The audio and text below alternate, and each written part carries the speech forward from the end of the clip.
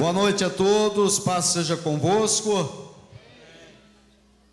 Quem está feliz diz glória ao Pai, glória ao Filho, glória ao Espírito Santo. Amém. Meus irmãos, eu preferia estar ouvindo aqui nesta noite qualquer um desses colegas que estão aqui no palco, nesse altar, mas me foi incumbido. Mas eu preferia estar ouvindo com vocês. O texto da mensagem já foi até citado aqui na primeira intervenção do pastor José Eli, 2 Crônicas, capítulo 7, verso 14.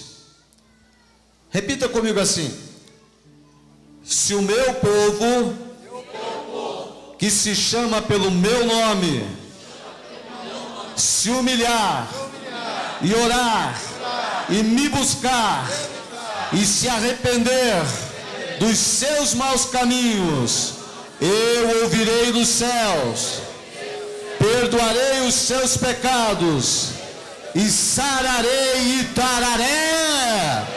Aleluia! Glória ao nome do Senhor. Santo é o nome do Senhor. Fecha teus olhos e ora por mim agora. Ora comigo e ora por mim. Daqui a pouco você vai entender por que esses homens estão no lugar de destaque. Daqui a pouco você vai entender e vai exaltar mais ainda o nome do Senhor. Ora por mim em nome de Jesus. Ora comigo. Pai, em nome do Senhor, me coloco nas tuas mãos, Senhor, nesse instante. Que o Senhor, Pai das luzes, em quem não há mudança, nem sombra de variação, se manifeste, Senhor, com teu Espírito Santo, abrandando, quebrantando, salvando, consolando e edificando esta igreja que se reúne aqui hoje, para a tua honra e a tua glória. Que a tua palavra, Senhor, entre, meu Deus, em cada coração e renove o entendimento desta massa em nome de Jesus. Amém e amém. Quem tem lugar pode sentar, né, irmãos? Em nome de Jesus. A igreja, irmãos, é importante você não sair daqui hoje, não sair daqui enquanto nós não terminarmos, porque nós vamos desfazer profeticamente, em nome de Jesus, uma loucura que foi feita. Eu não sei se eu vou ser amado ou odiado, mas foi feito publicamente, então será falado publicamente. O povo de Israel sempre teve na sua mente esta promessa de Deus.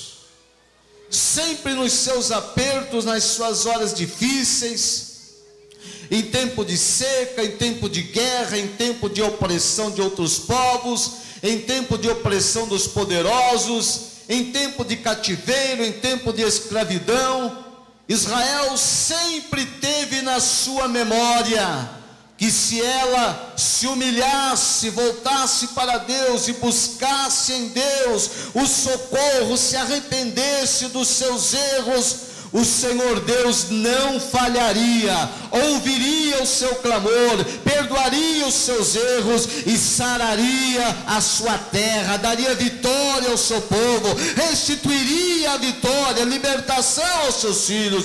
O povo de Israel sempre teve na memória que o seu Deus sempre estava com os olhos atentos sobre eles. 3 pessoas eu quero falar, e a quarta pessoa é muito importante. Ezequias, Josias e Neemias foram homens que recorreram a Deus, buscaram a Deus, para que Deus desse um grande livramento e mudasse a história. Ezequias assume o reino, e a igreja, o povo, os templos estavam abandonados, sem provisão, os sacerdotes desanimados, os profetas, ninguém mais buscava Deus, estava numa escuridão espiritual. E o rei Ezequias então chama os sacerdotes e pede que seja renovado, que seja zelado dos altares de novo, seja colocado em ordem as coisas santas no lugar das coisas santas. Ele chama Azarias e dá ordem para que ele faça o que tem que ser feito. E novamente então o povo de Deus começa em todos os lugares a adorar. Os sacerdotes começam a buscar, os sacerdotes começam a clamar, a invocar e pedir a bênção do Senhor. Sabe por que Ezequias fez isto por Israel? Sabe por que ele fez isso pelo seu povo? Porque Ezequias sabia, ele era o rei, ele tinha a coroa, ele tinha o cetro, mas ele sabia que Deus falava era com a igreja, com os sacerdotes. Deus se manifestava era através dos homens de Deus, era através dos sacerdotes. E Ezequias queria estar na presença de Deus, então ele tinha que fazer a reconstrução, a restituição do culto ao Senhor, do culto a Deus. E Deus começou a abençoar, a prosperar, a edificar. Josias foi o homem que fez a maior Páscoa da história, nos diz o livro de Crônicas. Conseguiu reunir, porque era tamanha grande a vitória que ele exerceu sobre o povo de Israel. E Deus estava junto. Se tinha Páscoa, tinha sacerdote também ali no ajuntamento. Se tinha Páscoa, tinha celebração aos mandamentos de Deus, aos mandamentos divinos. A terceira pessoa era Neemias. Não era um rei, mas foi um homem que se importou com a dor de Jerusalém. Foi um homem que olhou para trás e ele estava bem, ele estava numa zona de conforto, mas quando ele olhou, recebeu a notícia de que a sua terra estava mal, que a sua cidade estava assolada e destruída, ele se entristeceu. Ele colocou no seu coração que queria voltar, queria liderar. Ele colocou no coração a reconstrução de Jerusalém. Buscou com o seu rei cartas, e o rei lhe deu cartas que lhe davam autoridade para voltar em Jerusalém e conseguir o que fosse necessário para a reconstrução dos muros, a reconstrução da cidade que estava assolada, que tinha perdido a alegria, tinha perdido a felicidade, tinha perdido o ânimo, já não buscavam, já não estavam mais com a sua honra sobre a sua cabeça, estavam desonrados, tristes, amargurados. E Neemias faz o que Deus colocou no seu coração. Não era rei, mas tinha um coração ligado com os céus. E Deus honrou o desejo daquele homem, Deus honrou o desejo daquele cidadão. E ele chega em Jerusalém e ajunta-os de boa vontade, e começam a reconstrução. Embora se levantasse Tobias e Sambalate, homens de coração duro, que não queriam a reconstrução, que diziam que não ia dar em nada, que tentavam desanimar o povo, que tentavam jogar para baixo o que Neemias colocava. Mas Neemias dizia no seu coração e para o povo: o Senhor nos deu uma grande obra, nós vamos prosseguir e vamos vencer. Venceram aquela situação. Deus honrou essas três pessoas que estamos falando. E a quarta pessoa que eu vou falar é uma pessoa muito especial, porque existia uma cidade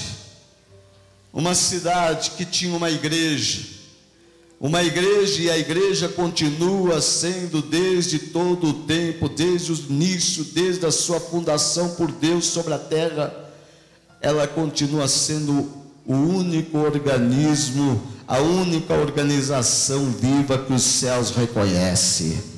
Deus não atende o pedido do presidente, Deus não atende o pedido dos políticos, Deus continua falando através dos seus sacerdotes.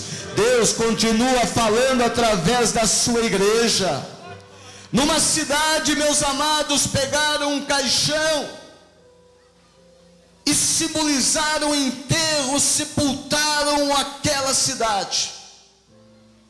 Levaram o caixão em direção ao cemitério. O sepultamento simbólico. Mas não sabiam que estava se cumprindo ali uma palavra que está em Jeremias 17. Todos aqueles que abandonam a Deus serão enganados. Parece que está fazendo alguma coisa, mas está abrindo uma brecha no mundo espiritual. Pois quando você sepulta alguém, você está amarrando, alguém está morto, alguém está sem vida. Quando levaram um caixão simbolizando o sepultamento de nossa cidade, estavam dizendo: morra os sonhos da mocidade de Itararé. Estavam dizendo: morram os sonhos dos homens de Itararé. Morram os sonhos das mulheres de Itararé. Morra o futuro da cidade de Itararé. Morra o presente da cidade de Itararé. Morra as bênçãos que poderiam vir para a cidade de Itararé. Desejo maligno, brecha aberta no mundo espiritual, para que as coisas mais horríveis comecem a acontecer e bênçãos sejam perdidas. E muitas bênçãos tão estranhas começaram a acontecer, até mesmo dentro das igrejas. Mas nesta cidade, o Senhor Deus Todo-Poderoso, no dia 7 de dezembro, a partir das 8 horas do ano de 2013, ele começou a olhar para a cidade e ouvir um clamor da quarta pessoa que eu quero falar, que é a noiva de Cristo, que se reuniu para profetizar que nós não aceitamos esta morte, não aceitamos esse desastre sobre a nossa cidade.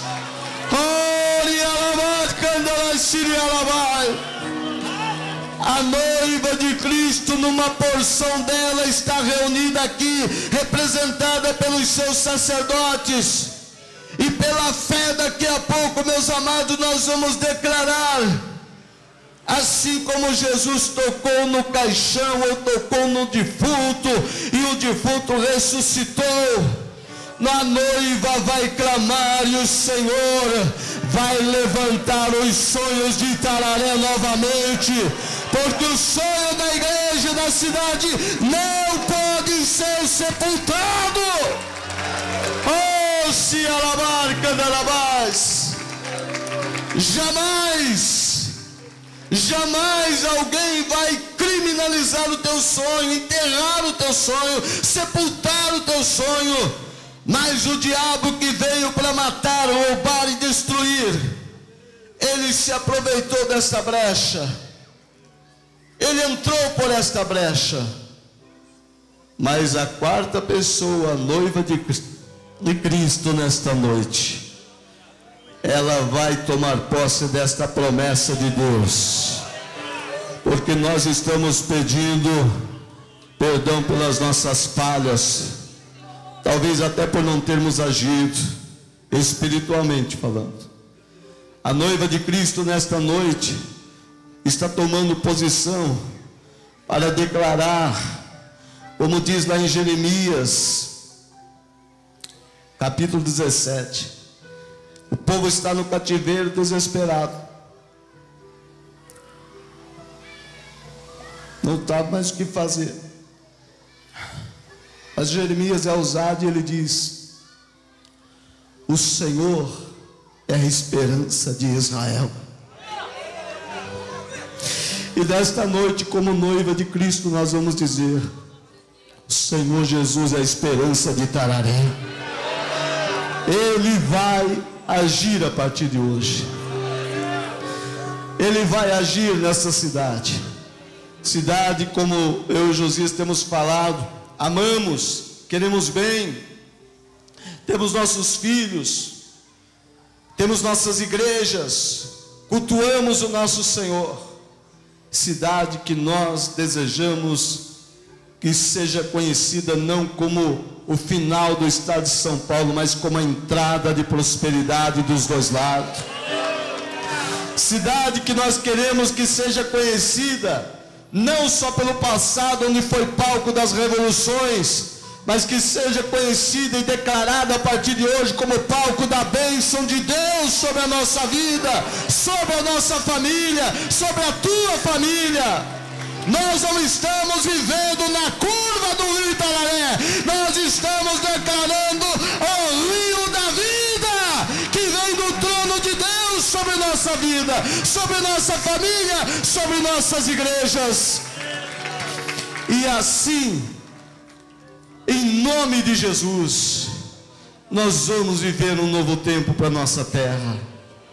O Senhor promete, o Senhor vai ouvir. Mas pastor, poderia ter muito mais gente. Poderia, mas dá uma olhada para o teu lado. Está lindo, está maravilhoso. A Bíblia diz que onde 2 ou 3 pessoas se reúnem, ali o Senhor está. Nós estamos em bem mais do que isso aqui. O Senhor está presente neste lugar. O Senhor está atento. Nós vamos levantar um clamor. Vamos levantar o clamor daqui a alguns instantes. Mas também quero dizer para você que ainda não aceitou Jesus, a igreja está aqui, sabe o que fazer. Nós estamos aqui para determinar no mundo espiritual a quebra da profecia maligna.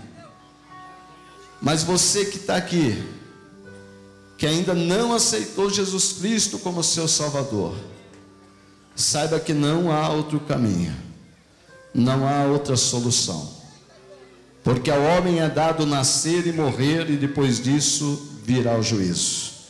O que você tem que fazer, faça logo e faça hoje. Receba Jesus em tua vida como seu Salvador. Se você está afastado porque se cansou, não quer mais, se aborreceu, e talvez tenha até dito que é melhor morrer, olha, não é melhor morrer. O céu não é lugar de consolo. O céu não é lugar para cansado, o céu não é lugar para desanimado. O céu é prêmio para quem vence aqui em nome de Jesus. Então reconcilia, restaura a tua vida diante de Deus, em nome do Senhor Jesus. Faça isso. Teu coração precisa de Jesus, sua vida precisa de Jesus. Você pode ter tudo na sua vida, você pode ter tudo, não te falta nada, mas se você morrer sem Cristo, será a pior coisa que pode acontecer na tua vida. Portanto, coloca a tua alma, tua vida em segurança e aceite Jesus como seu Salvador. Aleluia. Vamos dar para Jesus, meus amados, uma linda salva de palmas, porque Ele merece.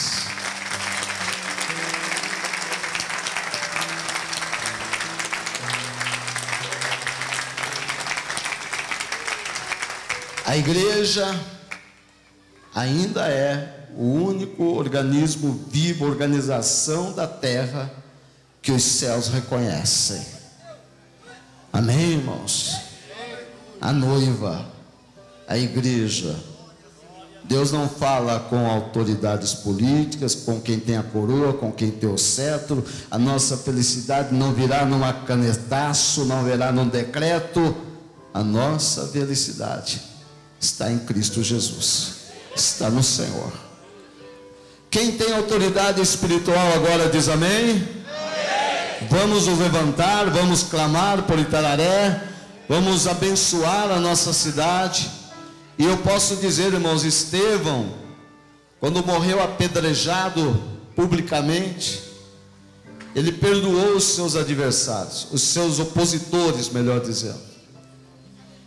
E ele, por ser tão fiel e ter tido aquela atitude, ele disse bem claro: eis que vejo os céus abertos e o Filho do Homem que está em pé à direita do Deus Pai. Só que a Bíblia diz que Jesus está sentado à direita de Deus. Mas é que quando Jesus olhou a atitude de Estevão, a atitude de Estevão chamou a atenção de Jesus. Por isso ele se levantou para honrar a atitude de Estevão. E o Senhor vai estender a sua mão sobre a nossa atitude aqui nesta noite, meus irmãos. Você tome posse dessa autoridade no nome de Jesus, porque nós vamos resgatar espiritualmente o que tentaram sepultar.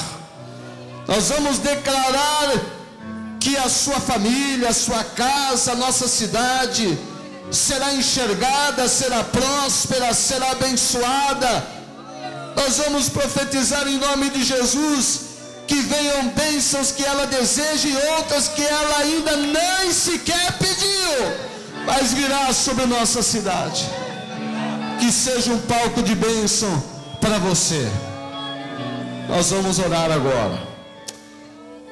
Vocês aí embaixo, vamos formar um organismo vivo só. Se for possível, dê a mão para quem está do teu lado. Um organismo só. Dê a mão para quem está do teu lado. E não duvide, porque o clamor será levantado, mas não só a cidade, mas haverá muitas bênçãos acontecendo ao teu redor, por você, pela sua vida. Aleluia. Meus irmãos, eu falei para vocês que você ia saber por que eles estavam aqui. Porque cada um de nós aqui no nosso tamanho, cada um de nós aqui, por menor que sejamos, e eu sou menor entre os menores, pode ter certeza que o mesmo Espírito que vai operar aqui, vai operar aí embaixo. E você está sendo ouvido pelos céus. Segura a mão do teu irmão agora. Nós somos um só em Cristo agora. Grande Deus e maravilhoso Pai, soberano Senhor, em tuas mãos nós nos colocamos